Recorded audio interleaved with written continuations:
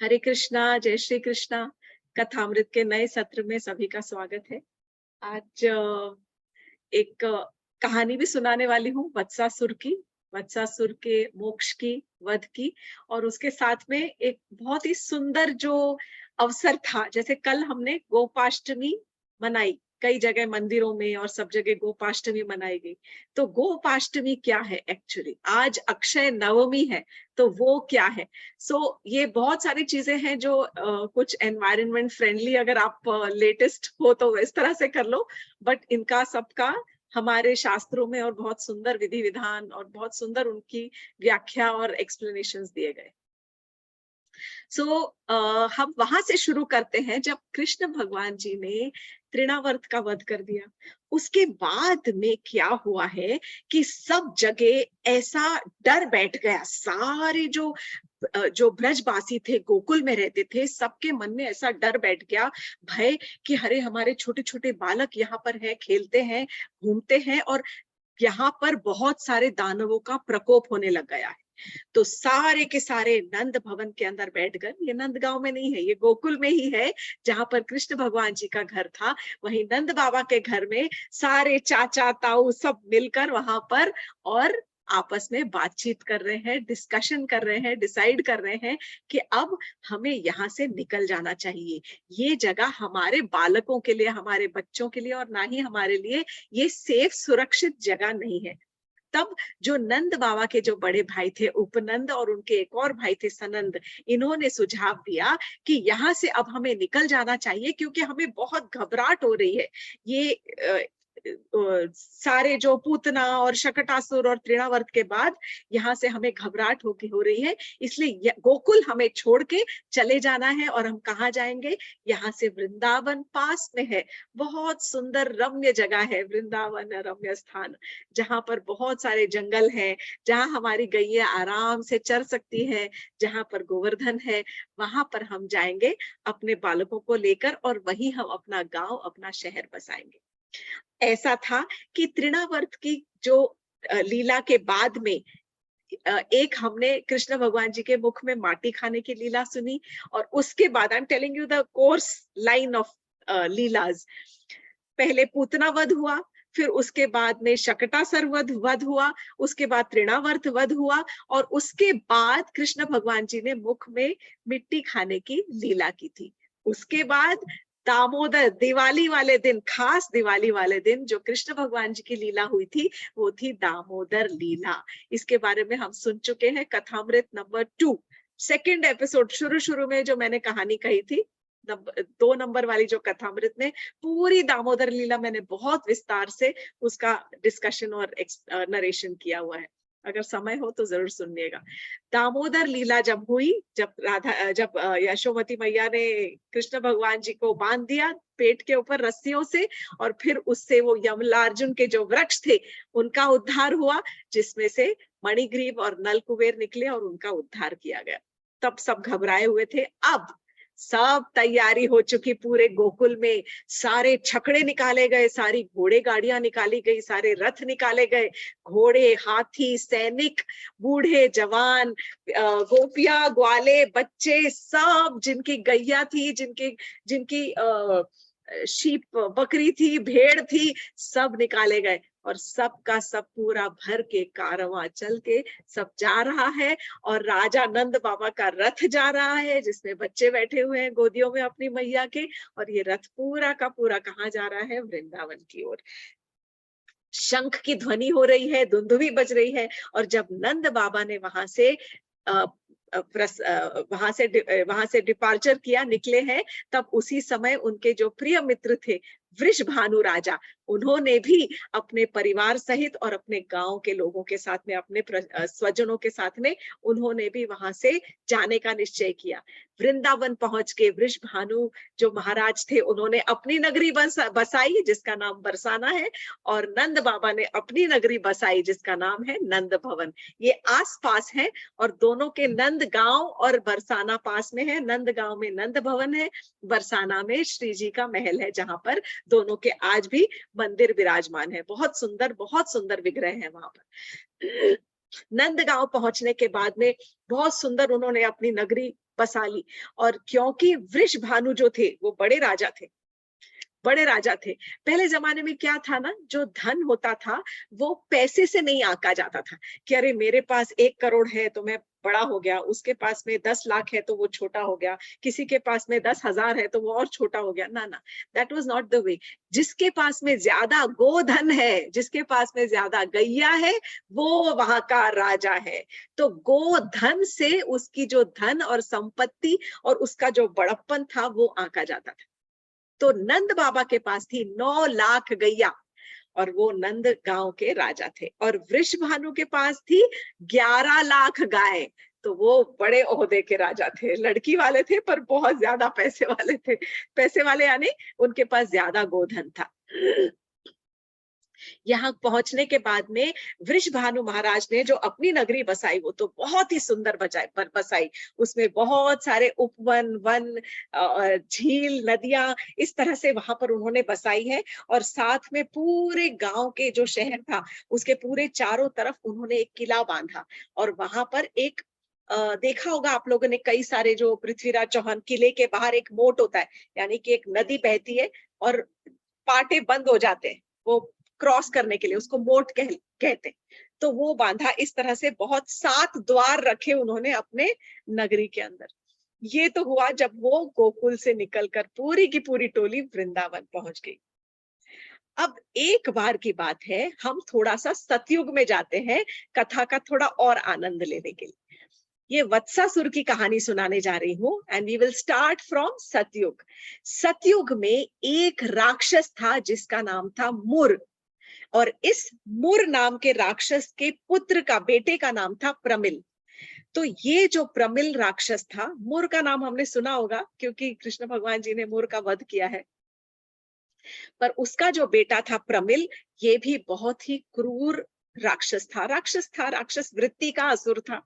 एक बार घूमते हुए, विचरते हुए ये जंगल में पहुंचा जहां पर वशिष्ठ मुनि का आश्रम था।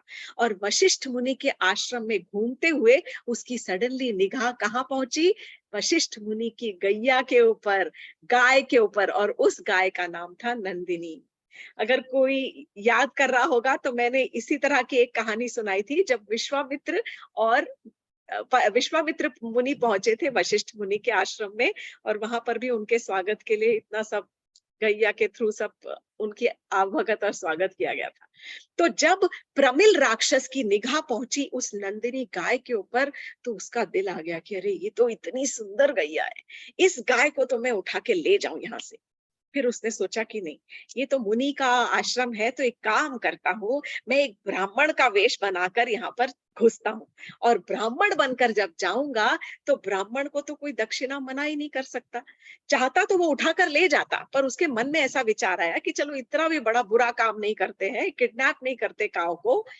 एक ब्राह्मण का रूप धरा और सीधा पहुंचे वशिष्ठ मुनि के पास में। और उनकी निगाह नंदिनी गैया के ऊपर थी। और उसने, उन्होंने, जो प्रमिल था, उसने वशिष्ठ मुनि से कहा कि हे ब्राह्मण देव, हे मुनिवर, आप मुझे इस गैया को मुझे दान में दे दें। वशिष्ठ मुनि के तो दिव्य चक्षु है, वो महर्षि है, वो राजर्षि क्या, महर्षि है।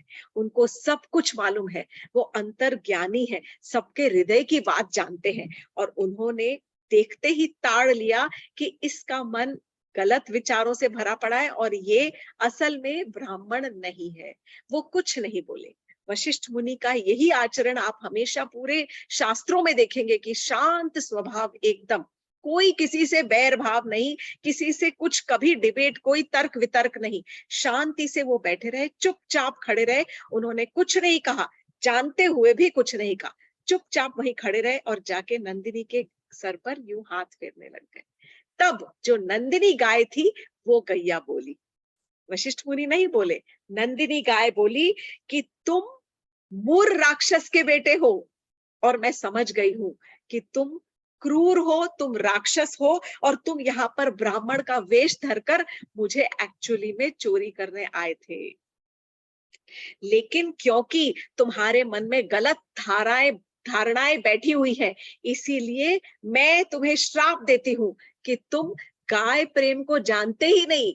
गौ प्रेम को जानता कौन है? जो गैया के साथ में जो बछड़ा होता है वो ही अपनी माता को प्रेम कर सकता है। इसीलिए मैं तुम्हें श्राप देती हूँ कि तुम पहले गौ को प्रेम करना सीखो। और कैसे प्रेम करोगे? तुम गौ के बछड़े हो जाओ और इसलिए तुम बछड़े का तुम्हें जीवन मिले। इस प्रकार नंदिनी गाय ने उसको श्राप दे दिया। श्राप देते के साथ ही वो एक बछड़े के रूप में ट्रांसफर हो गया। वो जो बछड़ा बना, जो प्रमिल राक्षस था, तुरंत उसको अपनी गलती का एहसास हुआ और उसने तुरंत वो गैया की, नंदिनी गाय की प्रदक्षिणा की और वशिष्ठ मुनि की भी प्रदक्षिणा की और वो गिड़गिड़ाने लगा और रोने लगा। जब वो रोने लगा तब वशिष्ठ मुनि को भी बहुत दया आई, परंतु फिर वो चुपचाप कुछ नहीं बोले उस समय भी। तब नंदिनी गाय ही बोली और तब प्रमिल कह रहा है कि कृपया मेरी रक्षा कीजिए, रक्षा कीजिए। तब नंदिनी कहती है कि ओ राक्षस, तुम, क्योंकि तुम यू आर रिपेंटिंग, कि तुम्हें पश्चाताप हो रहा है और मुझे दिख रहा है कि तुम सच में हृदय से पश्चाताप कर रहे हो, इसलिए मैं तुम्हें ये एक वो भी देती हूँ, ब्लेसिंग, कृपा भी देती हूँ कि तुम द्वापर युग के अंत में जब कई बछड़ों के समूह में जाकर मिलोगे तब तुम्हारा वहां पर उद्धार होगा। No mention about Krishna here, but इतना था कि जब तुम द्वापर युग के अंत में गई कुछ बछड़ों के समूह में जाकर मिलोगे तब तुम्हारा उद्धार हो जाएगा। यही जो बछड़ा था वो सतयुग के बाद कई वर्षों तक, क्योंकि इसको श्राप मिला हुआ था, इसलिए श्राप वश जो है वो वैसा ही रहता है। ऐसा नहीं कि वो बछड़ा बना फिर बुढ़ा हुआ फिर आया वापस। No, they don't have to go through the entire cycle of life. Satyug के बाद त्रेता युग आया, त्रेता युग के बाद जब द्वापर युग आया और द्वापर युग के कई साइकिल्स निकल गए, उसके बाद में जब द्वापर युग का अंत आने लगा तब उस समय यही वत्सासुर जो था ये वृंदावन के सब जो जंगलों में भटक रहा था। अब छोटे छोटे कृष्ण और बलराम, बहुत छोटे छोटे हैं, 3-4 साल के बालक हैं जब वो वृंदावन में पहुंचे। और जब छोटे छोटे बच्चे थे तब उनको जैसे सब देखते हैं बच्चे कि अरे छोटी बच्ची देखती है मम्मा खाना बना रही है तो बच्ची का भी मन करता है मम्मा मुझे भी आटा चाहिए, मुझे भी रोटी बेलनी है। कोई बच्चा देखता है मुझे गाड़ी चलानी है तो उसका भी मन करता है अरे मुझे भी गाड़ी चलानी है। तो पापा अपनी बच्ची को या बच्चे को गोदी में बिठा लेते हैं और वो बच्ची आराम से स्टीयरिंग व्हील पकड़कर खुश हो जाती है। इसी तरह से जब कृष्ण छोटे थे और बलराम छोटे थे तो उनको भी हट था कि हमें भी गैया चराने जाना।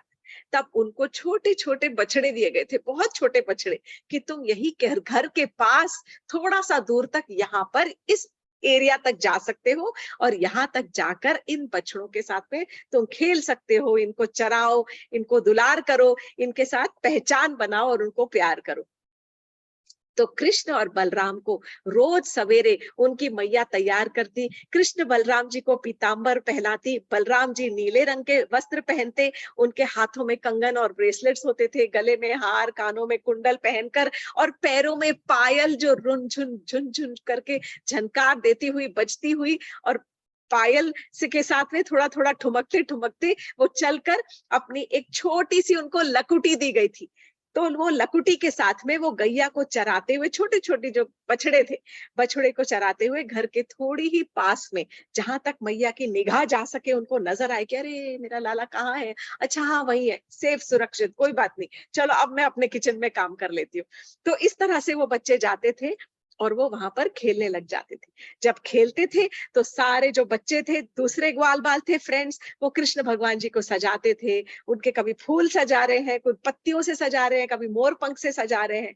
तो ऐसे ही समय पर जब ये खेल रहे थे और कृष्ण की निगाह अपने बछड़ों में थी, तब कृष्ण भगवान जी ताड़ गए कि एक अनजान सा बछड़ा मेरे छोटे छोटे बछड़ों के समूह में आकर घुस गया है। तो जैसे ही पता चला, कृष्ण भगवान जी अपने दोस्तों के साथ में थोड़ा हटे और उठ के, छोटे से है बालक, उठे और उठकर वहां पर पहुंचे और पहुंचते के साथ ही उन्होंने तुरंत वो बछड़े की तरफ जाने लगे। जैसे ही वो बछड़े की तरफ पहुंचे, वो जो बछड़ा था, यहाँ हम वत्सासुर की बात कर रहे हैं क्योंकि वो इनके बछड़ों में आकर घुल मिल गया था।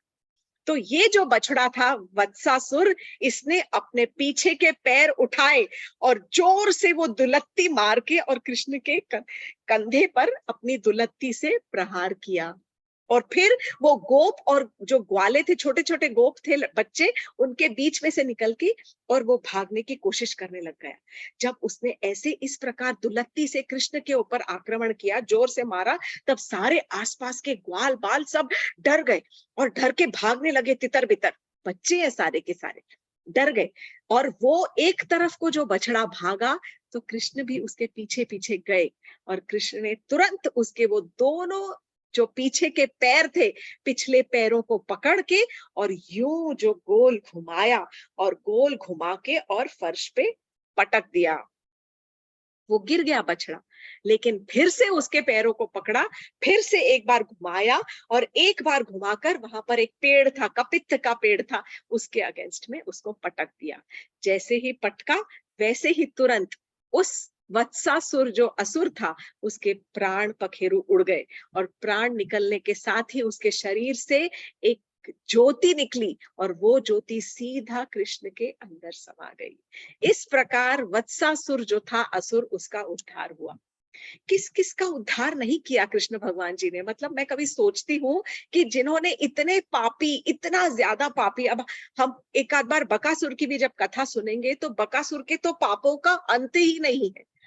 कितने उसने असुर रूप में पाप किए पिछले जन्म में, उसके बाद उसने कंस के साथ मिलकर, नरकासुर के साथ में मिलकर कितने ही पाप किए, लेकिन फिर भी कृष्ण ने उनका उद्धार कर दिया। बहुत कृपालु है।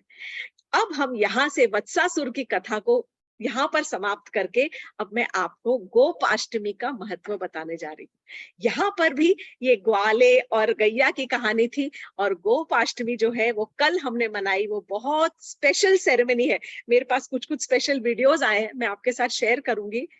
जो कथामृत अपना व्हाट्सएप के ग्रुप के ऊपर, जो नंदगांव में किस प्रकार छोटे छोटे बच्चों को तैयार करके उनको कृष्ण बलराम बना के, स्पेशल खाना बना के, उनको भोग लगा के और उनको हाथों से खिलाया गया है, कंधे पे उठाकर उनको घुमाया है, तैयारी की है, उनको एक लकड़ी लाठी दी गई है। तो ये जो गोपाष्टमी है, कुछ सालों के बाद जब बच्चे 5 साल के हो गए, तब 5 साल के बच्चों को उनको थोड़ा रिस्पॉन्सिबिलिटी दी गई। जब छोटे थे तो बछड़े चराते थे, अब 5 साल के हो गए तो 5 साल की अवस्था, 5 से के ऊपर की जो 10 साल तक की अवस्था है, उसको पौगंड अवस्था कहते हैं। जो उनका पौगंड वय है, दैट इज 5 साल पूरे हुए, उसके बाद से 10 साल की अवस्था में उनका क्या बाल्यकाल रहा। बाल्य अवस्था के बाद पौगंड अवस्था में उनका सबसे इंपॉर्टेंट ये था कि जैसे अभी आजकल कोई 18 साल का हो जाता है तो उसको वोटिंग कार्ड मिल जाता है, या 18 के बाद कोई शादी कर सकता है लड़की, या 18 के बाद कोई ड्राइविंग लाइसेंस ले सकता है। इसी प्रकार 5 वर्ष का जो बच्चा था नंदगांव में, उसके लिए ये लाइसेंस था कि वो अपने पापा की गैया चराने जा सकता है, बड़ी बड़ी गैया वो चराने जा सकता है। उसके लिए क्या चाहिए? आइडेंटिटी कार्ड नहीं चाहिए, लाठी चाहिए। तो गोपाष्टमी के दिन, उस दिन उनका तिलक हुआ, उनको नए कपड़े पहनाए गए, सारी गैया को सजाया गया, सारी 9 लाख गायों को सुंदर सुंदर वस्त्र, नए नए वस्त्र पहनाए गए, उनके गले में मोतियों की माला डाल के घंटियां नहीं लटकाई गई, उनके जो सींगों को और अच्छे अच्छे तरह से सुनहरे, लाल, पीले, नीले, हरे रंगों में पेंटिंग किया गया, उनके पैरों में कुछ सुंदर सुंदर मोती बांधे गए, झुनझुन वाले जो घुंघरू वाले ऐसे बांधे गए गले में और पैरों में बांधे गए।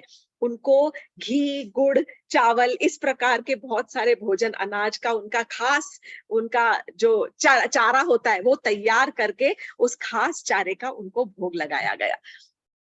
और फिर उस वक्त ये गोपाष्टमी वाले दिन इन बच्चों को ये दिया गया कि चलो, नाउ यू हैव द अनुमति एंड द परमिशन, आपको अनुमति दी जाती है कि आप अब अपने पापा की जो बड़ी बड़ी गैया है उनको ले जाकर आप चराने ले जाया करें। तो ये होता है खास गोपाष्टमी का दिन, जहां पर ये गोपाष्टमी की प्रक्रिया की जाती है। इसीलिए जो हम कल हुआ, गैया की पूजा की जाती है और फिर इस दिन एक्चुअली कृष्ण भगवान जी को ये परमिशन देगी कि वो गैया गोचारण करने जा सकते हैं। मेरे मन में भी ये विचार आया था और मैंने किसी से पूछा था कि 3 साल का बच्चा कैसे जा सकता है, 5 साल का बच्चा कैसे जा सकता है गैया को ले लेकर। पर फिर मुझे बताया गया कि वो जो 5 साल के कृष्ण थे वो अपनी उम्र से 1.5 गुना आगे थे। 1.5 टाइम्स अहेड। तो उस समय के जो बच्चे थे उस वक्त कृष्ण भगवान जी खास करके ही वाज 1.5 इयर्स, डेढ़ डेढ़ वर्ष नहीं, डेढ़ गुना आगे थे। यानी कि अगर वो 3 के थे तो 4.5 के हो गए, 5 के थे तो साढ़े मे बी डेढ़ गुना क्या हुआ, 5 एंड 7.5 अप्रोक्सीमेटली 7.5 के करीब की उनकी उम्र, उस हिसाब से उतनी उनकी बढ़त थी। अब गोपाष्टमी के बारे में ये है कि एक मन में और विचार आता है कि अगर उनको बर्थडे तो हुआ अगस्त में, जन्माष्टमी वाले दिन उनका जन्म हुआ, उसके बाद फिर ये 2 ढाई महीने क्या किया? परमिशन मिल गई अगर मुझे गाड़ी चलाने की, तो मैं तो तुरंत बोलूंगी अरे मैं तो आज ही गाड़ी निकालूं और जाऊं कहीं पर। तो 2 महीने तक ऐसा होता रहा घर में। बहुत ये आचार्यों की टीका है कि घर में इतना वाद विवाद हुआ कि पहले तो नंद बाबा तैयार ही नहीं हुए, कि सेरेमनी तो कर दी, परमिशन भी हो गया, सेरेमनी तो बाद में हुई, ये गोपाष्टमी के दिन। बर्थडे 5 साल का हो गया, बच्चे जिद कर रहे हैं, हट कर रहे हैं कि हमें जाना है, हमें जाना है। तो बाबा बोल रहे नहीं नहीं, तुम तो राजा के बेटे हो, तुम्हें क्या जरूरत है गैया चराने की, तुम्हारे पास तो इतना ऐशो आराम है, तुम खेलो अपने बच्चों के साथ में। बोल रहे नहीं नहीं बाबा, देखो आप समझ लो, देखो मेरी शिखा कितनी लंबी हो गई, अब देखो अब मेरे डोले शोले कितने बड़े हो गए हैं, मसल्स कितने स्ट्रांग हो गए हैं। तो बीच में बलदाऊ बोल रही है अरे बाबा आपको पता है ना, फिर इतने सारे अभी तो सब राक्षसों को भी तो मार डाला, असुरों को भी तो मार डाला, हम बहुत शक्तिशाली है, हम बहुत बलशाली है, हम अपना ख्याल खुद रख सकते हैं। पापा बोल रहे नहीं नहीं, ये सब बकवास मुझे नहीं सुननी, तुम जाके चुपचाप बैठो और खाओ और मैया के पल्ले के साथ में बैठ के और मैया का मक्खन खाओ। तुम्हें क्या जरूरत है ये गोचारण करने के लिए, हमारे पास बहुत है भीड़, नौकर चाकर बहुत सेवक है करने के लिए। ये वाद विवाद चलता रहा 2 महीने तक। फिर एक कोई आचार्य कहते हैं कि 2 महीने तक माता ने सोचा, पिता ने सोचा कि बच्चे 5 साल के हो गए हैं, लेकिन ये सेरेमनी करने से, ये संस्कार करने से पहले हम पहले बच्चों को थोड़ी ट्रेनिंग तो दे दे कि कैसे ले जाया जाता है, किस तरह से उनका ख्याल रखा जाता है। इस प्रकार 2 ढाई महीने यूं ही निकल गए। और सबसे इम्पोर्टेंट, बहुत ही सुंदर एक टीका इस तरह का है कि जब ये पूरा वो विवाद हो रहा था, उसके अलावा सबसे बड़ा प्रश्न ये उठा कि नंद बाबा और मैया ने कहा, यशोदा मैया ने, अच्छा अब पौगंड अवस्था के हो गए हो, 5 बरस के बालक हो, तुम गैया लेके जाना चाहते हो, चलो मान गए, गैया ले जाओ, लेकिन सबसे पहले पाँव में मोजरी पहनो, पाँव में जूते पहन के जाओ। तुम्हें पता है पूरे ब्रज भूमि में कितने कंकड़ पत्थर कांटे कितनी है, सब पैरों पे चुभ चुभ के और तुम्हारे पैरों में छाले पड़ जाएंगे। तो इस बात के ऊपर बहुत बार घर में तर्क वितर्क। कृष्ण बोले नहीं नहीं, मैं तो नहीं पहनूंगा कोई जूता चप्पल, मुझे नहीं पहननी है। बलराम जी ने भी मना कर दिया। हर रोज का ये बात होती रही। अब कृष्ण भगवान जी ने कहा ठीक है, आप बोल रहे हो जूता चप्पल, चलो मान लेते हैं, आप बोलोगे मैं जूती पहन के चलूंगा, लेकिन आप ये समझो कि मैं गोपाल हूं, यानी कि गौ का पालक, गैया को पालनहारा। तो मैं अगर गोपाल हूं, मैं गोराज नहीं हूं, मतलब गैयाओं का राजा नहीं हूं, मैं तो उनका रक्षक हूं। गाय की रक्षा करने के लिए मैं उनके साथ जाऊंगा, तो गैया आगे जाएगी और मैं पीछे चलूंगा। जब राजा चलता है तो राजा आगे चलता है, सेवक पीछे चलते हैं, पर मैं तो गौओं का राजा नहीं हूं ना, मैं तो गौओं का पालक हूं। तो मेरी गैया आगे चलेगी और मैं उनके पीछे चलूंगा। तो कोई सेवक भला कैसे जूती पहन के जा सकता है जब तक राजा जूती नहीं पहने। तो सबसे पहले आप एक काम करो, ये जितनी आपकी गाय है ना, 9 लाख गैया, सब गैया के पहले जूते बनवा दो। अगर सब गैया के जूते बन जाएंगे तो फिर मैं भी जूती पहन लूंगा। और नंद बाबा के पास नो रिप्लाई। आजकल के बच्चों से ज्यादा तर्क वितर्क किसको सिखाया, सब वहीं से आ रहा है। जब वो उस समय कृष्ण भगवान जी तर्क कर सकते थे, तो आज के बच्चे भी वैसे ही करते हैं। All coming from there only. इतना इतना सुंदर उन्होंने पटाया अपने पिताजी को। अब पिताजी जो है, नंद बाबा सर पकड़ के बैठ गए, बोले लाला तेरे से तो ना कोई भी जीतना असंभव है। अभी भी यहाँ पर वाद विवाद चल रहा था, तो आचार्य कहते हैं कि ये ब्रजवासियों की कहानी है कि ये जो पूरा जो तर्क वितर्क चल रहा था, ये पूरा कहाँ पहुंचा, सीधा कानों में पहुंचा, गौशाला। गौशाला में गैया के कानों में पहुंचा कि हमारे जो कृष्ण है ना, वो हमें चराने ले जाना चाहते हैं, पर वहां पर ऐसी ऐसी चर्चा हो रही है कि कृष्ण कह रहे हैं, मैया कह रही है कि पूरे ब्रिज में तो सारे वृंदावन में पत्थर है, कंकड़ है, कांटे हैं और मोटे मोटे पत्थर हैं और कृष्ण के पैरों में छाले पड़ जाएंगे। और कृष्ण तो जूते चप्पल पहनना नहीं चाहते क्योंकि हमारे जूते चप्पल नहीं है। तो एक दिन सारी गैया ने डिसाइड कर लिया और सब ने एक दूसरे के कान में फूंक कर, ये ब्रज कथा कह रही हूं मैं आपको, इसका कोई मेंशन नहीं है कोई भी शास्त्र में, ये ब्रज कथा है। तो सारे कानों में एक दूसरे के कानाफूसी कर ली सब गैया ने, और गैया ने मिलकर एक दिन सारी अपनी रस्सियां तोड़ दी ऐसे ऐसे सर हिला के, और रस्सियां तोड़ के गौशाला से भागी। 9 लाख गाय, कैन यू इमेजिन? 9 लाख गाय, अगर हम 9 लाख आदमी होते तो यहाँ स्टैम्पीड हो जाता है। 9 लाख गैया गौशालाएं तोड़ के और जो भागी है पूरे वृंदावन के जंगलों में घूम घूम के सारे पत्थरों को ऊपर अपने पैरों से तोड़ तोड़ के क्रश करके उनका चूरा कर दिया। इतना चूरा कर दिया कि सारी के सारे जो पत्थर थे, जो कंकड़ थे, वो पूरे के पूरे पत्थर उन्होंने उसको किस में कन्वर्ट कर दिया? रज में। रज यानी बारीक डस्ट। तो ये जो गैयाओं का काम था, वृंदावन को गोधूली और गोरज बना दिया, और ब्रज को ब्रज रज से एकदम, मतलब ऐसा है कि उसकी जो कृपा थी वो हमें गैया की वजह से मिली, जो ब्रज की रज है। ऐसा कहते हैं ना कि जो मायापुर में जो हरि की कृपा है वो हरि नाम में है, प्रभु की कृपा मायापुर में हरि के नाम में है। जगन्नाथपुरी में प्रभु की कृपा जो है उनके महाप्रसाद में बसी हुई है। मैंने कथा ये कही हुई है शायद पहले। और ब्रज में जो हरि की कृपा है वो ब्रज की रज में है। इसीलिए जब हम ब्रज में जाते हैं तो हम सबसे पहले रज में लोटपोट होते हैं। एक्चुअली में नो, मैं कुछ एग्जैजरेशन नहीं कर रही हूँ। ब्रज में जाते ही सबसे पहले ब्रज की रज में लोटपोट होना चाहिए, क्योंकि वही रज में सब गैयाओं ने तोड़ तोड़ के जो चूरा किया है और वहां पर अपना दूध बहाया है उस रज में, उस रज को नरम करने के लिए, मुलायम करने के लिए, कि ताकि हमारे जो प्रभु कृष्ण है वो जब इसके ऊपर पांव रखेंगे तो उनके पैरों में जरा से भी छाले नहीं पड़ेंगे और जरा सी भी उनको तकलीफ नहीं होगी, और बहुत नरम, जितना उनसे बन पड़ा उतना उन्होंने उस रज को नरम कर दिया। अब यहाँ पर एक चीज मैं कहना भूल गई हूँ कि हाँ, मैंने ये तो कहा कि कृष्ण ने हठ किया और कृष्ण ने तर्क वितर्क किया, लेकिन एक चीज हमें माननी पड़ेगी। जब एक बार उन्होंने, कृष्ण भगवान जी ने खुद अपने मम्मी पापा से जाकर और उनसे परमिशन मांगी है, कि अनुमति मांगी है कि बाबा अब तो हम 5 साल के हो गए, अब तो हमें जाने दो, अब तो हमें गोचारण करने दो। जो कृष्ण सारे सृष्टि के करता है, जिनकी एक भाव उठाने से सारी सृष्टि ढह सकती है, एक आंख तिरछी नजर दिखाने से सारे के सारे ब्रह्मांड उल्टे पुल्टे हो सकते हैं, वो प्रभु कृष्ण के रूप में अपनी मैया और बाबा से परमिशन मांग रहे हैं, अनुमति मांग रहे हैं। ये भी हमारे बच्चे सीख ले तो कितना अच्छा हो। तर्क वितर्क करना अच्छा है। एनीवे, कलयुग है, समय का फेर है, तो नॉट टू मेनी एक्सपेक्टेशंस, उम्मीद नहीं रखनी चाहिए किसी से भी कोई।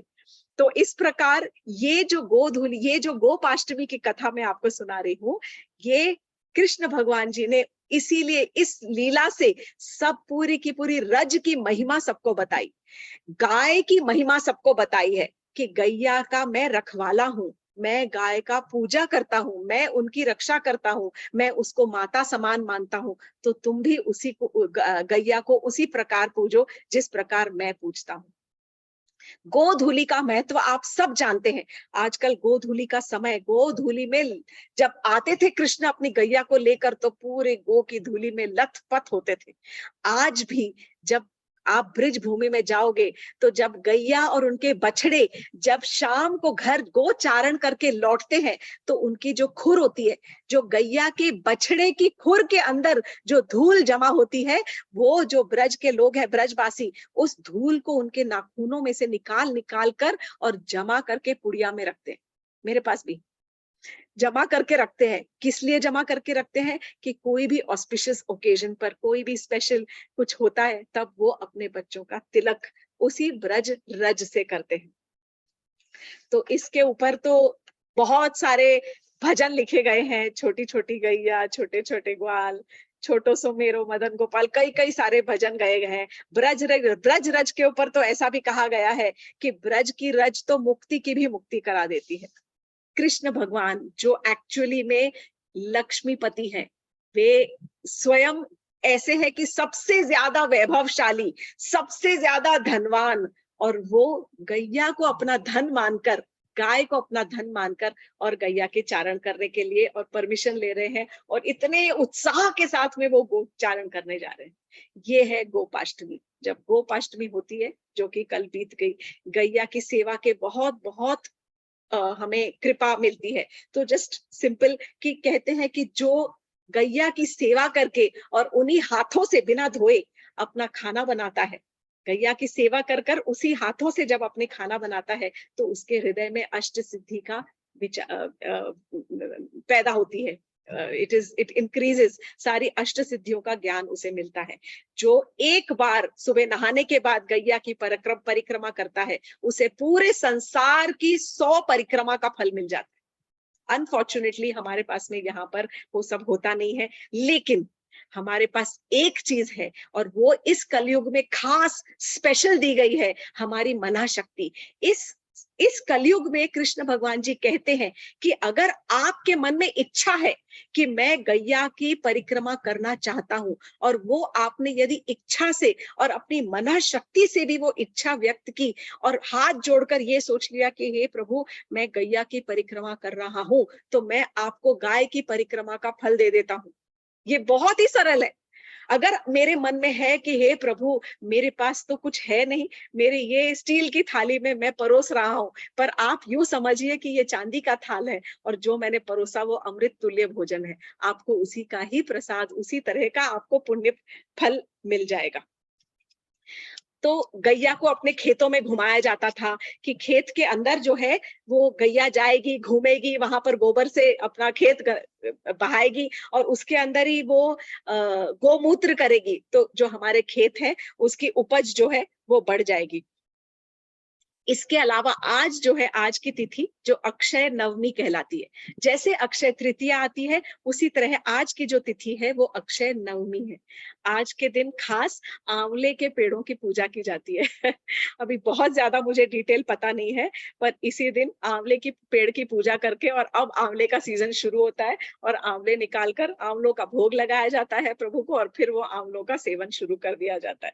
सो see the thing is that हमारे ही शास्त्र में, हमारे सनातन धर्म के अंदर ही हमने कितनी ज्यादा पेड़ पौधे, वृक्ष, सारे जानवरों को, गैया को, सबको इतना हम कंपैशन के साथ में, इतना हम प्रेम के साथ में सबको आलिंगन करते हैं, सबको साथ में लेकर सबकी पूजा करते हैं, सबको सम्मान देते हैं। तो इससे ज्यादा इको फ्रेंडली धर्म और क्या हो सकता है? Nothing more special. मतलब इतना, इतनी दया और इतनी कृपा है कि बहुत हर एक चीज को कृष्ण भगवान जी ने सरल और सिंप्लीफाई कर दिया है। इसको पूजा करो, इसकी पूजा करके और मुझे अर्पण करो, मुझे भोग लगाओ, और आनंद से तुम भी रहो। बहुत सिंपल। तो आज मैंने थोड़ा सा एक वत्सासुर और गोपाष्टमी की महिमा का वर्णन किया है। गाय की सेवा का हमें अवसर नहीं मिलता, पर जितना मिल सके गौ सेवा, अगर हम कहीं पे गोदान कर सके, गैया की चारा की सेवा कर सके, वो जरूर जरूर जरूर करिएगा। यहीं पे आज की कथा को विराम करती हूँ। Hare Krishna. Thank you very much. जय श्री कृष्ण।